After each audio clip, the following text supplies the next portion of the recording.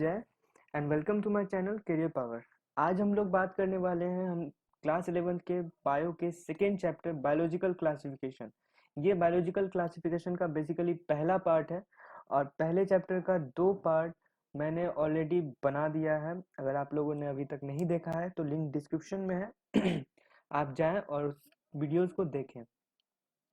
तो कुछ भी शुरू करने से पहले मैं ये बताना चाहता हूँ कि अगर आपने अभी तक मेरे चैनल को सब्सक्राइब नहीं किया है तो वो जो लाल वाला बटन है ना, वहाँ जाके क्लिक करना है, ठीक ना। और बगल में वो घंटी का आइकन होगा, उसको दबाना है, जिससे कि आपको सारा नोटिफिकेशन मिलेगा। कुछ भी अगर मैं नया वीडियोस डालूंगा या फिर कुछ भी ऐसा होगा एक्टिविटी, तो आपको नोटिफिकेशन, जिससे कि आप क्लास एटलीस्ट मिस नहीं कर सकते हैं।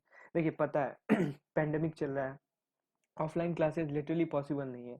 अगर कहीं पे ऑफलाइन क्लासेस हो रही हैं तो वो कोरोना को बुलावा ही है। तो अभी चीप एंड बेस्ट में आपका यही यूट्यूब है, तो आप मेरे किए गए कुछ मतलब प्रयासों को सराहने का काम कीजिए, यानी कि लाइक शेयर सब्सक्राइब कीजिए मेरे चैनल करियर पावर को। चलिए शुरू करते हैं। जो आज हम लोग डिस्कस करने वाले हैं वो होगा बायोलॉजिकल क्लासिफिकेशन।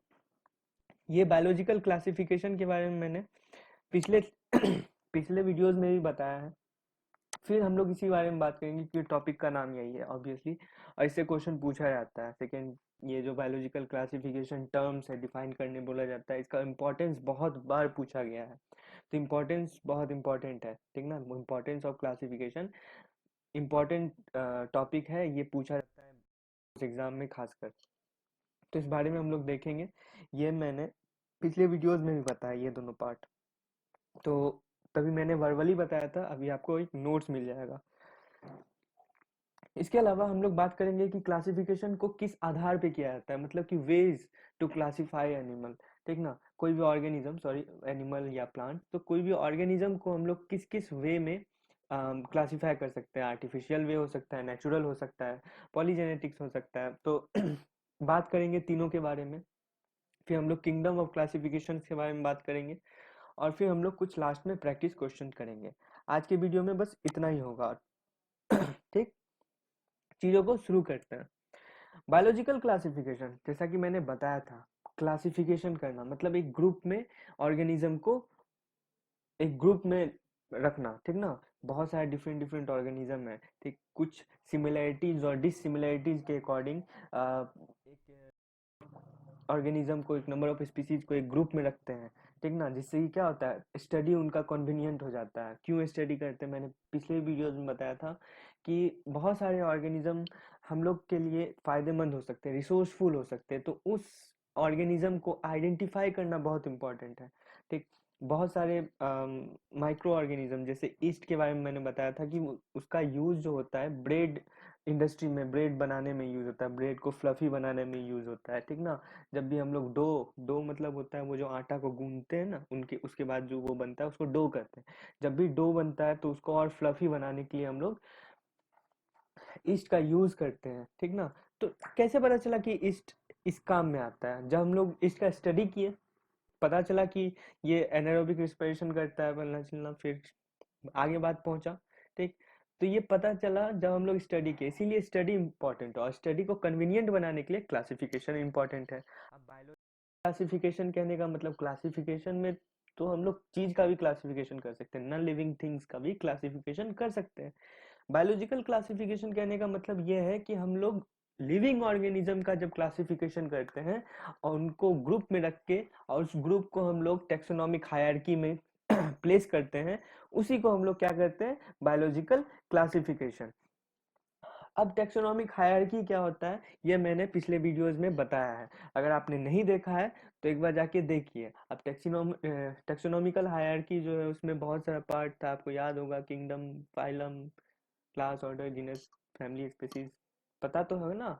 और उसको एज इट इज जैसा अरेंज है, उसी अरेंजमेंट में आपको याद रखना है, ऑर्डर चेंज नहीं करना है उनके कंपोनेंट का, ठीक ना।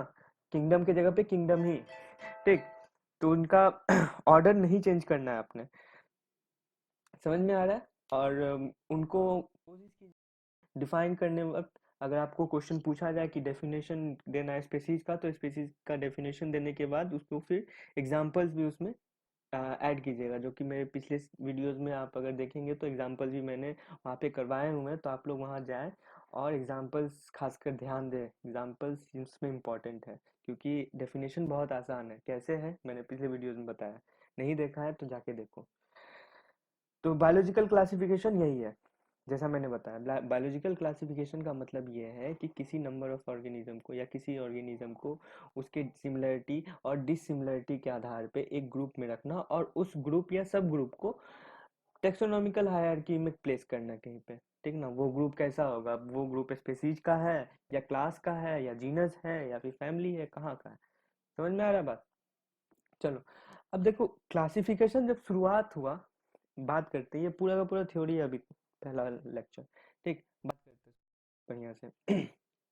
ये है, जब क्लासिफिकेशन का शुरुआत हुआ तो आदमी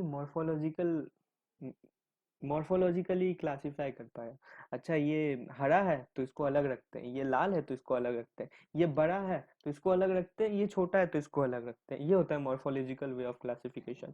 उसके फिजिकल अपीयरेंस के अकॉर्डिंग उसको बांटा छांटा गया। ठीक ना, सबसे पहले करने वाले अपने एरिस्टोटल थे। ये क्लासिफिकेशन सबसे पहला अटेम्प्ट वही किए थे क्लासिफाई करने का। ठीक, तो फिर बाद में जैसे जैसे हम लोग का साइंस डेवलप किया, बायोलॉजी डेवलप किया, उस पे फिर हम लोग एक्सटर्नल स्ट्रक्चर को छोड़ के इंटरनल स्ट्रक्चर पे भी ध्यान देने लगे। यूनिसेलुलर मल्टीसेलुलर आ गया, उसके बाद फिर हम लोग सेल के जो सेल वॉल हैं उसके आधार पे भी ऑर्गेनिज्म को मतलब अलग अलग किए हैं, डिफरेंशिएट किए हैं। अब आगे देखेंगे कैसे किए हैं। तो बोलने का मतलब यहाँ पे ये है कि क्लासिफिकेशन बहुत बार चेंज हुआ। एरिस्टोटल ने कि कुछ और दिया, Carolus Linnaeus the father of taxonomy है हम लोग के, उसने कुछ और दिया। उसके बाद फिर हैकल साहब आए, उसने कुछ और दिया। और विटिकर साहब आए तो उसने तो 5 किंगडम ही निकाल दिए। तो बहुत बार बहुत जगह पे ये चेंज हुआ है, और भी बहुत सारा क्लासिफिकेशन है जो कि हम लोग को पढ़ना नहीं है लेकिन है। ठीक ना, तो अलग अलग वेज में अलग अलग तरीके से उनको क्लासिफाई किया गया। वेज को अलग 3 पार्ट में बांटा गया है, तो उसके बारे में भी हम लोग अभी पढ़ेंगे। तो क्लासिफिकेशन का जो मेन तरीका होता है ना, उसमें हम लोग को कुछ ना कुछ फीचर को कंसीडर करना पड़ता है। फीचर क्या क्या हो सकते हैं कि उसका सेल का स्ट्रक्चर क्या क्या है, उसके सेल के अंदर वो प्रोकैरियोटिक सेल है कि यूकैरियोटिक सेल है, यूनिसेलुलर है कि मल्टीसेलुलर है, उसका मोड ऑफ न्यूट्रिशन क्या है, होलोजोइक है, सेप्रोफैटिक है या फिर पैरासिटिक है। ठीक, तो हम लोग को वो देखना पड़ता है। ठीक, उसका हैबिटेट क्या है, ऑफ रिप्रोडक्शन क्या है, सेक्सुअल है, एसेक्सुअल है, सेक्सुअल में भी क्या है, सॉरी एसेक्सुअल में भी क्या है। ठीक, सारा सारा चीज को कंसीडर करके उसको एक ग्रुप में रखा जाता है, एक ऑर्गेनिज्म को। तो ये आसान नहीं है, पहले तो आसान था, कॉम्प्लिकेटेड नहीं था, क्योंकि हम लोग फिजिकल अपीयरेंस यानी कि मॉर्फोलॉजिकल वे ऑफ क्लासिफिकेशन करते थे। ठीक, अब धीरे धीरे ये और कॉम्प्लेक्स होते गया। कैसे हुआ, बात करते हैं आगे। इंपॉर्टेंस के बारे में बात करते हैं पहले। ये बहुत इंपॉर्टेंट है भाई साहब, ये पूछा जाता है इतना बार, खासकर इंटरनल्स में। जो भी आपका इंटरनल होगा स्कूल्स में, उसमें तो ये मेरे ख्याल से आएगा ही आएगा, 70-75% चांसेस का। इंपॉर्टेंस ऑफ क्लासिफिकेशन और व्हाट इज क्लासिफिकेशन। तो मैंने पिछले वीडियोस में भी बताया था क्लासिफिकेशन का जरूरत क्यों पड़ा। अब एक एक ईच एंड एवरी ऑर्गेनिज्म को आपको स्टडी करना है तो बहुत मुश्किल होगा। क्या, बहुत मुश्किल होगा। तो हम लोग क्या करते हैं, ऑर्गेनिज्म को एक ग्रुप में अब एक 70 आदमी का स्टडी करना, और 70 आदमी को 35-35 का 2 ग्रुप में बना दिया, 2 ग्रुप का स्टडी करना, कौन सा कन्वीनियंट वे है? ऑब्वियसली 2 ग्रुप का स्टडी करना की बजाय 70 आदमी का स्टडी करना। समझ में आ रहा है क्या बोलना चाहते हैं?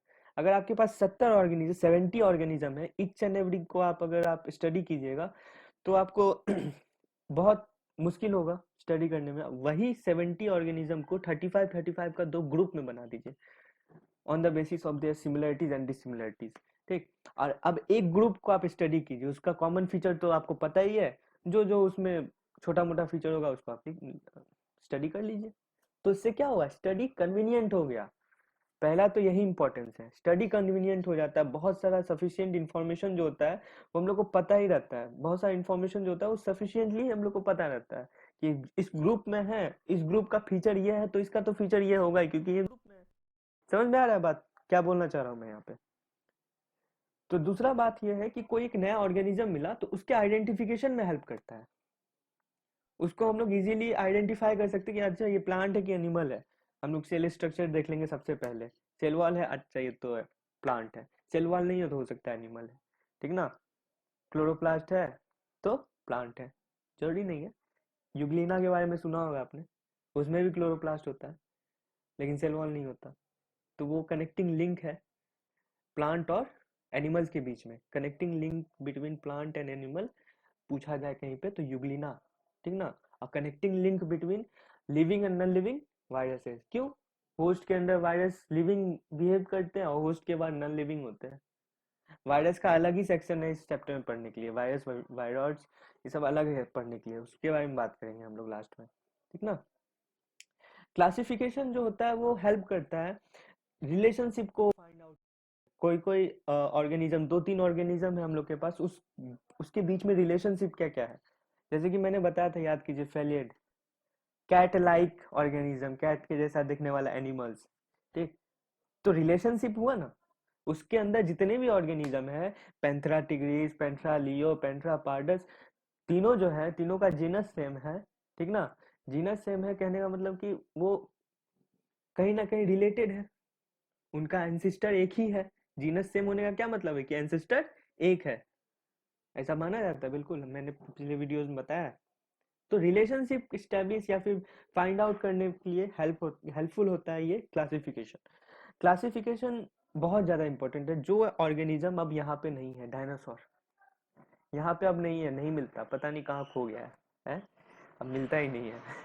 तो उसका जब स्टडी करना होगा, उसका जब स्टडी करना होगा साइंटिस्ट को या फिर अपन लोग को ही आगे जाके, कुछ आप लोग में से ही होनहार होंगे जो कि रिसर्च वगैरह में जाएंगे, तो आपको अगर ऐसे ऑर्गेनिज्म का स्टडी करना पड़ेगा जो अब एग्जिस्ट नहीं करता, ठीक। उसका स्टडी कैसे कीजिएगा, वो तो है ही नहीं अब। उसका स्टडी स्टोर्ड इंफॉर्मेशन से नहीं हो पाएगा, उसका स्टडी होता है फॉसिल्स से, ठीक। कुछ भी ऐसा एविडेंस जो उसके होने का सबूत देता है उससे होता है। अब उसको स्टडी करने के लिए क्लासिफिकेशन बहुत जरूरी है। अब पता चलना चाहिए कि ये जो टीरेक्स था, अपना डायनासोर का नाम है टीरेक्स, टीरेक्स था, ये कार्निवोरस था कि हर्बीवोरस था। अच्छा, इसके पंजे थे, जब पूंछ ये ऐसे जमीन में घिसते हुए चलता था, यानी कि रेप्टाइल्स था, बिल्कुल टीरेक्स रेप्टाइल्स था। तो ये सब पता कैसे चलता है? क्लासिफिकेशन से ही पता चलता है, ठीक ना। आप जो ऑर्गेनिज्म नहीं है, ठीक, उसके बारे में भी अगर आपको पढ़ना है तो क्लासिफिकेशन बहुत हेल्प करता है, बहुत हेल्पफुल होता है। समझ में आया? इंपॉर्टेंस ऑफ क्लासिफिकेशन इंपॉर्टेंट है, रट जाइएगा इसको, ठीक। कहीं ना कहीं काम दे ही देगा ये। चलिए, टाइप्स ऑफ क्लासिफिकेशन देखिए, अलग अलग वेज होता है ऑर्गेनिज्म को क्लासिफाई करने का। तो हम लोग जनरली तीन वेज को देखते हैं, आर्टिफिशियल, नेचुरल और फिलोजेनेटिक। आर्टिफिशियल में क्या होता है कि मॉर्फोलॉजिकल कैरेक्टर को ज्यादातर माना जाता है, देखा जाता है मॉर्फोलॉजिकल कैरेक्टर को, कि बाहर से दिखने में कैसा है, अच्छा ऐसा है तो इसको ऐसा, ग्रीन है, अच्छा सारा ग्रीन को एक तरफ, ब्लू है तो सारा ब्लू एक तरफ, बड़ा है तो सारा बड़ा एक तरफ, सारा छोटा एक तरफ। इसको हम लोग क्या कहते हैं? मॉर्फोलॉजिकल क्लासिफिकेशन कहते हैं। अब जैसे कि कोई कोई पौधा है जो कि फ्लावरिंग होता है, मतलब कि फूल देता है, कोई कोई पौधा है जो कि नॉन फ्लावरिंग हो, फूल नहीं देता, ठीक। तो अलग अलग हो गया, मॉर्फोलॉजिकली पता चलता है ना कि इस फ्लावर, इस पौधे में फूल उगता है, इसमें नहीं उगता, मॉर्फोलॉजी अलग कर दिए। अब मॉर्फोलॉजिकल क्लासिफिकेशन का यूज करते हुए एरिस्टोटल ने पहला अटेम्प्ट किया था क्लासिफाई करने का ऑर्गेनिज्म को। उन्होंने क्या किया कि जितने भी प्लांट्स थे उनको हर्ब्स, सर्ब्स और ट्रीज में बांट दिया। कैसे? बोला कि जो सबसे बड़ा है वो ट्रीज है, जो मीडियम साइज का वो सर्ब्स है, जो सबसे छोटा है वो हर्ब्स है, ठीक ना। ये तो बोला गया कि चलो ठीक है, ये तो ट्री का मान लिया, प्लांट्स का मान लिया, चलिए ठीक है आपका सही है। एनिमल्स, अब बोलेगा कि देखो, हम अपना हाथ काटेंगे तो उसमें लाल खून निकलेगा, आरबीसी है। और ये कहाँ गया, इसको इस कीड़ा को पकड़ते, कीड़ा को काट के देखें, इसमें तो आरबीसी नहीं है, इसमें तो लाल खून है ही नहीं। तो इस तरह से अलग अलग कर दिया, ऐसे एनिमल को अलग कर दिया जिसका लाल खून है, आरबीसी है, ऐसे एनिमल्स को अलग कर दिया, इंसेक्ट्स को अलग कर दिया जिसमें लाल खून नहीं है, ठीक, आरबीसी नहीं है। ठीक। तो ये इनका पहला अटेम्प्ट था, ज्यादा सक्सेसफुल हुआ नहीं, ऑब्वियसली नहीं होगा। नेचुरल सिस्टम समझिएगा, आर्टिफिशियल और नेचुरल में फर्क यही है। थोड़ा सा एकदम स्लाइट फर्क है। क्या है, आर्टिफिशियल में क्या होता था कि आर्टिफिशियल मॉर्फोलॉजिकल जो कैरेक्टर है वो तो नेचुरल है ना, वो नेचुरल है। अगर आप बड़े हैं, आपका हाइट लंबा है, तो उसमें नेचर का ही ना गलती है, नेचुरल ही है आपका हाइट लंबा है। ठीक। आपका अगर स्किन का कलर मान लीजिए ब्लू हो गया, किसी कारणवश ब्लू हो गया, तो इसमें तो नेचुरल ही हुआ ना वो। तो वो मॉर्फोलॉजिकल जो भी ऑर्गेनिज्म का होता है वो नेचुरल होता है आमतौर पे। अभी अगर आप कुछ कुछ कंसिडरेशन को हटा दे तो आमतौर पे ना वो नेचुरली होता है। ठीक। लेकिन हम लोग को ये लंबा है, कोई ऑर्गेनिज्म लंबा है या कोई ऑर्गेनिज्म छोटा है, उसको देखने के लिए ऑर्गेनिज्म की बहुत बहुत ज्यादा नजदीक नहीं जाना पड़ेगा, बहुत ज्यादा क्लोजली उसको मतलब स्टडी नहीं करना पड़ेगा। कोई ऑर्गेनिज्म अगर बड़ा है, कोई ऑर्गेनिज्म छोटा है, कोई ऑर्गेनिज्म काला है, कोई ऑर्गेनिज्म अगर गोरा है, गोरा मतलब वाइट कलर का है, ठीक ना। हम यहाँ पे रेशियल अब्यूज नहीं कर रहे हैं किसी को। ठीक, मान लीजिए ब्लू है और कोई ऑर्गेनिज्म रेड है, तो उसके लिए आपको जाके क्या उसको क्लोजली स्टडी करना पड़ेगा? नहीं ना, तो देख के ही पता चल जाएगा, अच्छा ये है। ठीक। लेकिन नेचुरल सिस्टम में क्या था, आपको थोड़ा सा क्लोज जाके उसका स्टडी करना पड़ेगा। जैसे कि कोई अगर सीड है, ठीक, कोई सीड है, वो मोनोकॉट है या डाइकॉट है, उसके लिए आपको सीड कोट को हटाना पड़ेगा। सीड कोट हटेगा, उसके बाद दिखेगा कि मोनोकोटिलीडन्स है या डाइकोटिलीडन्स है। क्या अब ये हुआ नेचुरल सिस्टम। नेचुरल सिस्टम में थोड़ा सा एफर्ट लगता था, लेकिन आर्टिफिशियल में एफर्ट नहीं लगे, देख के बता देंगे अपन। ठीक ना, ये थोड़ा सा स्लाइट डिफरेंस है। ठीक। तो नेचुरल सिस्टम में क्या होता था कि on the basis of natural dissimilarities हम लोग ऑर्गेनिज्म को कंपेयर करते थे और उसके बाद फिर ग्रुप करते थे। ठीक ना। इसका सबसे फेमस जो आया था वो बेंथम एंड हुकर का था। उन्होंने क्या किया था कि जितने भी सीड वाले प्लांट थे, सीडिंग प्लांट थे, उनको ग्रुप करने का कोशिश किया था, मतलब अटेम्प्ट किया था। उन्होंने क्या किया, सबसे पहले रखा डाइकॉट्स को, उसके बीच में रखा डाइकॉट्स को रखा, उसके बाद फिर मोनोकॉट्स को रखा। ठीक। तो monocots were placed after dicots, और उनके बीच में किनको रख दिया, जिम्नोस्पर्म्स को रख दिया। ठीक।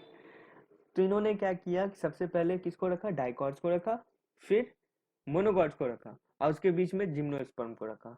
तो इस तरह से इन्होंने कोशिश किया कि अच्छा क्लासिफाई करके देखते हैं कि होता है कि नहीं होता, लेकिन इनका भी ये काम थोड़ा सा गड़बड़ा गया। क्या जिम्नोस्पर्म और एंजियोस्पर्म के बारे में हम लोग डाइकोटिलीडन मोनोकोटिलीडन बहुत अच्छे से प्लांट फिजियोलॉजी में पढ़ना और इसी क्लास में पढ़ना। ठीक ना। अगला यूनिट जो है वो मेरे ख्याल से यही है। ठीक। यही करेंगे अपन।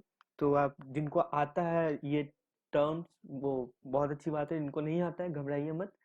सारे को अच्छे से इंट्रोड्यूस, जब भी हम लोग प्लांट फिजियोलॉजी शुरू करेंगे तो बेसिक को इंट्रोड्यूस करते हुए ही हम लोग फिर फर्दर आगे बढ़ेंगे। ठीक ना। अब फाइलोजेनेटिक सिस्टम, इस सिस्टम में क्या था, इस सिस्टम में क्या था कि हम लोग इवोल्यूशनरी रिलेशनशिप को देखते थे। ठीक। ये जो प्रेजेंट ऑर्गेनिज्म है, ये कहाँ से इवॉल्व किया होगा? सबसे पहला ऑर्गेनिज्म जो था ना वो एक्वेटिक था, और माना जाता है कि एमीबा था। ठीक। एक्वेटिक एनिमल से ही हम लोग के रेप्टाइल्स, उसके बाद फिर एव्स, मैमल्स, सब कुछ एक्वेटिक एनिमल से ही आया। हम लोग के जो पूर्वज थे ना, बहुत बहुत एकदम इवोल्यूशन के एकदम का बात कर रहे हैं। ठीक। तो हम लोग के जो पूर्वज थे ना वो एक्वेटिक रहे होंगे। तो उसी रिलेशनशिप को आधारित करते हुए अपन क्लासिफाई करते हैं ऑर्गेनिज्म को, किसमें, फिलोजेनेटिक में। ठीक। इसका एक एग्जांपल है एंगलर और पेंट्रल। ठीक। तो इन्होंने भी फ्लावरिंग प्लांट पे ही किया था क्लासिफिकेशन। ठीक। अब बात करते हैं किंगडम ऑफ क्लासिफिकेशन, जो इम्पोर्टेंट है। ये आपको शायद इसमें एनसीईआरटी में मिलेगा नहीं ये तीनों क्लासिफिकेशन, लेकिन आपको ये जरूर मिलेगा किंगडम ऑफ क्लासिफिकेशन। ठीक ना। किंगडम ऑफ क्लासिफिकेशन जो है वो मिलेगा आपको। तो सबसे पहला बात करते हैं टू किंगडम क्लासिफिकेशन किसने दिया था? ये टू किंगडम क्लासिफिकेशन, हाँ बिल्कुल, हमारे father of taxonomy Carolus von Linnaeus ने दिया था। उन्होंने बोला कि भाई साहब, जिसमें सेल वॉल है वो प्लांट, जिसमें सेल वॉल नहीं है वो एनिमल्स है। Hence there are only two group. क्या बोले वो? कि there are only two group, एक प्लांटी और एक एलिमेंटिया, बस।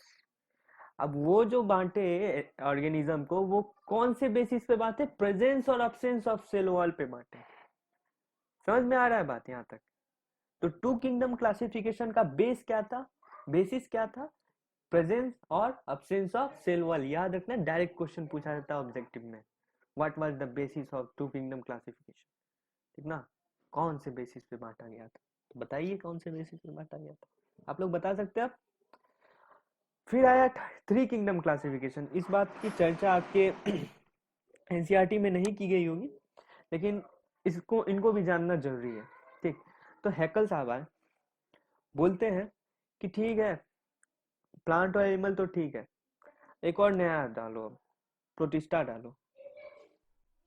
तो लोग पूछे क्यों?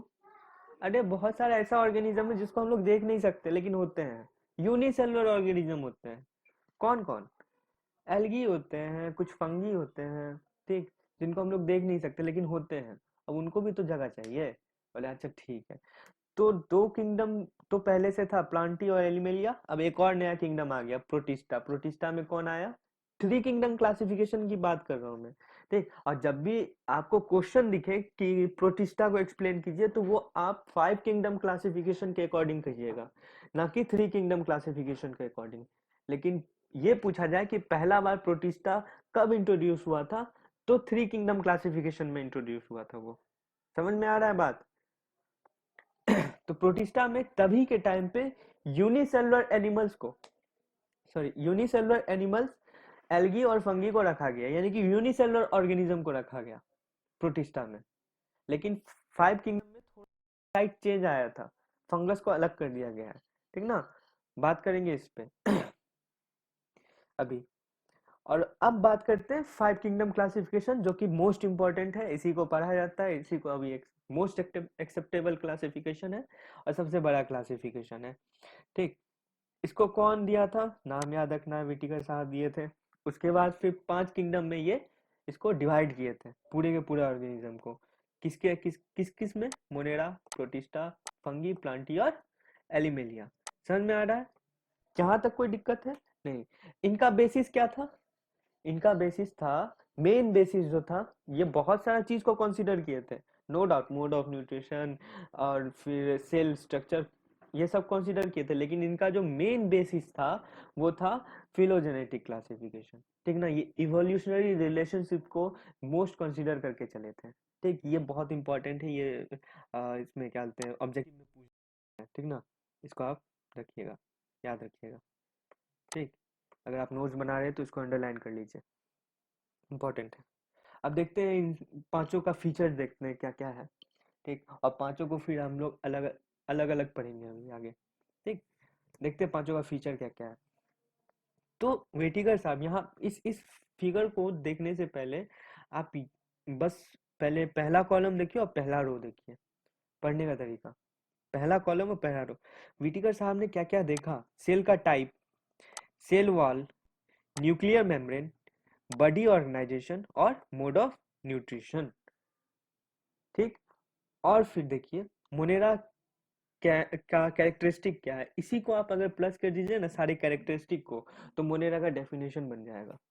जब मैं नेक्स्ट वीडियोस में मोनेरा से ही शुरू करूंगा, तो उसमें डेफिनेशन में यही सब कैरेक्टरिस्टिक रहेगा, इससे इसके अलावा कुछ खास लिखने की इसमें और मोने, और जब भी हम लोग क्लासिफिकेशन का बात करते हैं, उसमें जो एग्जाम्पल्स होते हैं, एग्जाम्पल से बहुत क्वेश्चन आते हैं, बहुत क्वेश्चन। जब मैं क्वेश्चन भी करवाऊंगा इससे तो सब समझ में आएगा। और ये कुछ ऐसे हैं एग्जाम्पल्स जिनको आपका काम है याद करना, मैं बता दूंगा, आपका काम है उनको याद रखना, ठीक ना? चलिए आगे बढ़ते हैं। मोनेरा में प्रोकैरियोटिक टाइप का सेल क्या होता है? प्रोकैरियोटिक और यूकैरियोटिक। देखिए, बायो पढ़ते हैं, टर्म्स को तोड़ना सीखिए, टर्म्स में ही ना उसका मतलब छुपा हुआ होता है। जहां भी आपको ये कैरियन दिखे, समझ लीजिएगा कि न्यूक्लियस से रिलेटेड कोई बात बोल रहा है ये, ठीक। कैरियन कहीं भी दिखे, कैरियोथिका दिखे, प्रोकैरियोटिक यूकैरियोटिक दिखे, ठीक ना, कैरियोजेनेसिस दिखे, कहीं भी कुछ कैरियन से रिलेटेड दिखे, कैरियोटिक दिखे सब, तो मत समझ जाइएगा कि ये न्यूक्लियस का बात कर रहा है। प्रोकैरियोटिक इसका न्यूक्लियर मेम्ब्रेन एब्सेंट होगा, मेम्ब्रेन बाउंड सेल ऑर्गेनेल नहीं होंगे, 9th में पढ़ा हुआ ये, ठीक ना। तो इसका सेल का टाइप कैसा था, मोनेरा का, प्रोकैरियोटिक था। उसके बाद फिर सेल वॉल कैसा था, अब सेल वॉल भी अलग अलग कंपोजिशन का होता है, जब हम लोग बायोमोलिक्यूल्स पढ़ेंगे सेल वॉल के बारे में पढ़ेंगे, वहां पे बहुत अच्छे से पढ़ेंगे, ठीक।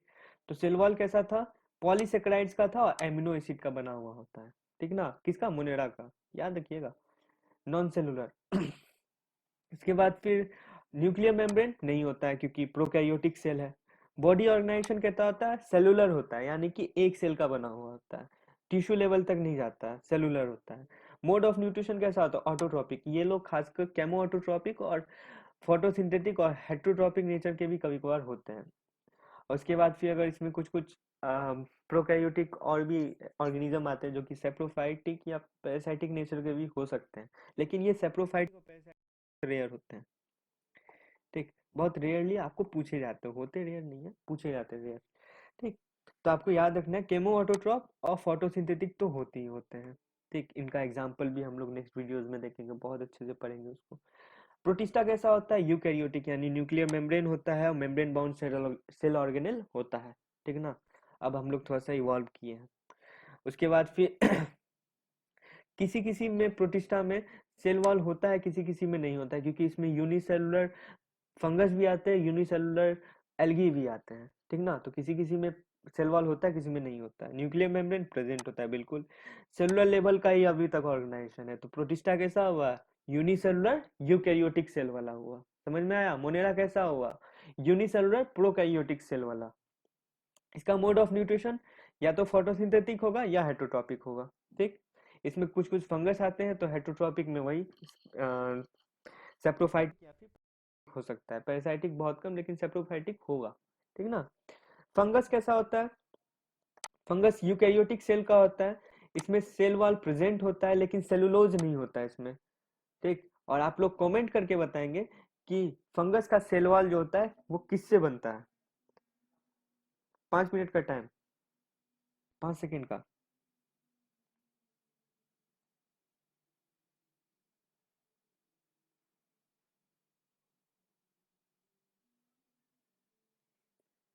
इसको पता है, चलिए बता दो। देखिए ये कंपोजिशन होता है ग्लाइकोप्रोटीन्स वगैरह का, ठीक ना। हम लोग आगे पढ़ेंगे इसको, किसमें पढ़ना है हम लोग को, बायोमोलिक्यूल्स में अच्छे से पढ़ना है। इसमें न्यूक्लियर मेम्ब्रेन बिल्कुल प्रेजेंट होता है क्योंकि यूकैरियोटिक सेल है। उसके बाद फिर बॉडी ऑर्गेनाइजेशन कैसा होता है, या तो मल्टी सेलुलर होता है और लूज टिश्यू होता है, यानी कि टिश्यू लेवल का नहीं होता वो, बहुत सारा रिलेटेड सेल एक जगह क्लस्टर रहता है, टिश्यू प्रॉपर नहीं बन पाता, ठीक ना। लेकिन लूज लूज टिश्यू कह सकते हैं उसको, गलत नहीं है बोलना। उसके बाद फिर हेटरोट्रॉपिक मोड ऑफ न्यूट्रिशन ही होता है, कोई भी फंगस में क्लोरोफिल होगा नहीं, क्लोरोप्लास्ट होगा नहीं, ठीक। तो फोटोसिंथेसिस होगा नहीं, इसीलिए इसको नॉन ग्रीन प्लांट कहते हैं, पता ही होगा इतना।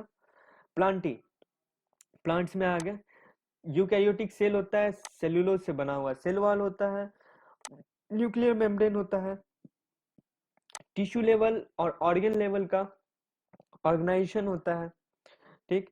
अब टिश्यू लेवल का भी होता है, ऑर्गन लेवल का भी होता है, हाँ टिश्यू लेवल का होता है थैलोफाइटा, ठीक ना। या अब पढ़ेंगे, अभी क्या टेंशन ले रहे हैं। उसके बाद फिर ऑटोट्रॉपिक मोड ऑफ न्यूट्रिशन होता है, इसमें हेटरोट्रॉपिक का कोनो सवाल ही नहीं उठता, अगर हेटरोट्रॉपिक होता तो फंगस में जाता वो, ठीक। एलिमेलिया, एलिमेलिया भी यूकैरियोटिक सेल का होगा, ठीक। इसमें सेल वॉल याद रखना कि इसमें भी मार के मत आ जाना, ठीक। उसके बाद फिर न्यूक्लियर मेम्ब्रेन कैसा होगा, प्रेजेंट होगा क्योंकि यूकैरियोटिक सेल है। टिश्यू ऑर्गन और ऑर्गन सिस्टम लेवल का इसमें बॉडी ऑर्गेनाइजेशन होता है। टिश्यू लेवल का किसमें होता है, पॉलीफेरा से स्टार्ट होता है टिश्यू लेवल, ऑर्गन लेवल, फिर ऑर्गन सिस्टम लेवल, ठीक ना। हम लोग सब पढ़ेंगे इसमें। इसमें हेटरोट्रॉपिक मोड ऑफ न्यूट्रिशन होता है, होलोजोइक होता है जो हम लोग करते हैं, और सेप्रोफाइटिक होता है डेड एंड डिके में जो पलते बढ़ते हैं। ये पूरा का पूरा कैरेक्टरिस्टिक है। अब इसी कैरेक्टरिस्टिक में एक एक करके सारे किंगडम को पढ़ना है, ठीक ना। सबसे बड़ा जाएगा हम लोग का एलिमेलिया, ठीक। और अभी नेक्स्ट वीडियोज में हम लोग मोनेरा और प्रोटिस्टा को देखेंगे, ठीक। Most probably Monera protista second videos में खत्म हो जाएगा, ठीक। थर्ड में फंगी और प्लांटी, और फिफ्थ में सिर्फ और सिर्फ एलिमेलिया होगा क्योंकि बहुत बड़ा होता है, हो सकता है उसका और भी पार्ट बने, ठीक। तो बहुत अच्छे, ये आराम आराम से पढ़ेंगे और सारे टॉपिक्स को कवर करने का कोशिश करेंगे, कुछ भी छूटना नहीं चाहिए। और जैसे मैंने बताया कि लिखना कैसे है, कौन सा इंपॉर्टेंट है, उस पर ध्यान रखिए। और हमेशा मेरे वीडियोस को देखते वक्त कॉपी पेन हाथ में लेके बैठे। कुछ कुछ बात ऐसा मैं बोल के चल जाता हूँ जो कि इसमें नहीं होता लिखा हुआ, और आप बाद में उसको डेफिनेटली भूल जाइएगा, याद रखने का कोई सवाल ही पैदा नहीं होता। चलिए तो कुछ प्रैक्टिस क्वेश्चन करते हैं हम। इसके लिए आपको मिलेंगे 5 सेकेंड, और अगर आपको और टाइम चाहिए तो आप वीडियो पॉज कर सकते हैं। तो तैयार हैं आप लोग? हाँ या ना तो मैं सुन नहीं सकता, तो तैयार ही होंगे आप लोग। चलिए शुरू करते हैं। Which of the following characteristic या कैरेक्टरिस्टिक्स आर या is used by Whittaker for classification of organism? कौन सा कैरेक्टरिस्टिक यूज किया गया था वेटिकर के द्वारा ऑर्गेनिज्म के क्लासिफिकेशन के लिए? Mode of nutrition, thallus organization, phylogenetic relationship, या ऑल ऑफ द अबव? बताइए। तो इसका आंसर होगा D, all of the above. क्योंकि अभी आपने देखा कैरेक्टरिस्टिक में मोड ऑफ न्यूट्रिशन था, ये कैरेक्टरिस्टिक को भी किया गया था, फिलोजेनेटिक रिलेशनशिप को तो मैंने बोला ही था, एकदम अंडरलाइन करवाया था। और थैलेस ऑर्गेनाइजेशन प्लांटी में यूज हुआ ही था, तो इसका मतलब क्या हुआ, इसका आंसर क्या होगा? डी होगा, ऑल ऑफ द एबव। ठीक है, आगे बढ़ते हैं। Organism of which of the following kingdom don't have nuclear membrane? इनमें से कौन सा किंगडम के ऑर्गेनिज्म में न्यूक्लियर मेम्ब्रेन नहीं प्रेजेंट होता है? बताइए, अभी बताया मैंने, बस जस्ट अभी बताया, बताइए। तो क्या होगा इसका आंसर? प्रोटिस्टा? अरे कहते हैं मोनेरा होगा, सी होगा मोनेरा। कैसे शुरुआत कैसे? मोनेरा प्रोटिस्टा, मोनेरा कैसा होता है? आप लोग को याद होगा ऐसे एकदम, ये जुबान पे होना चाहिए। अब आप बायोलॉजी ले चुके हैं, ठीक। अब ये जुबान पे होना चाहिए। Monera unicellular prokaryotic. तो प्रोकैरियोटिक कहने का मतलब उसमें न्यूक्लियर मेम्ब्रेन नहीं होगा, उसका जो न्यूक्लियर मटेरियल होगा वो साइटोप्लाज्म में ही ऐसे फ्लोट करते रहता है, जेनेटिक मटेरियल सारा, ठीक। प्रोटिस्टा कैसा होता है? वो उसमें होता है यूनिसेलुलर यूकैरियोटिक सेल होता है, यानी कि उसमें प्रॉपर न्यूक्लियर मेम्ब्रेन होता है। तो यानी कि जितने भी जेनेटिक मटेरियल हैं वो मेम्ब्रेन बाउंड सेल ऑर्गेनेल के अंदर होते हैं, न्यूक्लियस के अंदर होते हैं, माइटोकॉन्ड्रिया के अंदर होते हैं। पता है ना, माइटोकॉन्ड्रिया में भी जेनेटिक मटेरियल्स होते हैं, इसीलिए उसको, चलो कोई बात नहीं। आगे साइटोलॉजी में भी हम लोग इस बारे में बहुत चर्चा करेंगे। कौन से टाइप का पिगमेंट साइनोबैक्टीरिया में प्रेजेंट रहता है? साइनोबैक्टीरिया का दूसरा नाम, चलिए इतना कमेंट करने का जरूरत नहीं है, एनावेना होता है साइनोबैक्टीरिया का दूसरा नाम, ठीक। इसमें क्लोरोफिल ए टाइप का होता है, ठीक। क्लोरोफिल ए प्रेजेंट रहता है, याद रखिएगा इसको। Which of the following processes are involved in the reproduction of protista? Protista में कौन सा टाइप का रिप्रोडक्शन हो सकता है? Binary fission, budding, cell fission, zygote formation, spore formation, या सिस्ट फॉर्मेशन? कौन सा होगा? सारा हो सकता है इसमें, ठीक ना। कैसे होगा नेक्स्ट वीडियोज में हम लोग देखेंगे, बात करेंगे इस बहुत अच्छे से। प्रोटिस्ट आर मतलब प्रोटिस्टा किस टाइप के ऑर्गेनिज्म होते हैं? Single celled eukaryotic, multicellular eukaryotic, single cell prokaryotic, और सिंगल सेल एकैरियोटिक। एकैरियोटिक कोई भी ऑर्गेनिज्म नहीं होता, सारे के सारे ऑर्गेनिज्म में जेनेटिक मटेरियल होते हैं, इवन वायरसेस में भी होते हैं, आरएनएज होते हैं उसमें, ठीक ना। एकैरियोटिक कहने का मतलब, कैरियोट कहने का मतलब न्यूक्लियस, ए का मतलब नॉट, जिसमें न्यूक्लियस ही नहीं होगा। ऐसा हो नहीं सकता कि न्यूक्लियस नहीं होगा, ठीक ना। न्यूक्लियस पूरा ये नहीं होगा। प्रोकैरियोट कहने का मतलब उसमें न्यूक्लियर मेम्ब्रेन नहीं होगा। न्यूक्लियस होता अगर न्यूक्लियर मेम्ब्रेन होता तो ये वाला बात है। ऐसा जो बोला जाता है ना कि प्रोकैरियोट्स में न्यूक्लियस नहीं होता है, न्यूक्लियस ऐसा करना ना पूरा पूरा सही नहीं है। उसमें न्यूक्लियर मेम्ब्रेन नहीं होता है, क्योंकि जेनेटिक मटेरियल ऐसे ही साइटोप्लाज्म में फ्लोट कर रहे हैं। एक कुछ भी नहीं होता। तो इसका आंसर क्या होगा? इसका आंसर होगा सिंगल सेल यूकैरियोट, यानी कि यूनिसेलुलर। सिंगल सेल के यूनिसेलुलर यूकैरियोटिक्स। ठीक ना? आशा करता हूँ कि आज का वीडियो आप लोग को समझ में आया होगा। ऐसे ही छोटा छोटा हम लोग टर्म करते हुए, ज्यादा पार्ट्स बने कोई बात नहीं, लेकिन चीजें समझ में आनी चाहिए। तो अगर समझ में आया वीडियो तो मेरे वीडियोस को लाइक शेयर और सब्सक्राइब करें मेरे चैनल करियर पावर को। घर पे रहें, मास्क और सैनिटाइजर का यूज करें। ठीक, थैंक यू।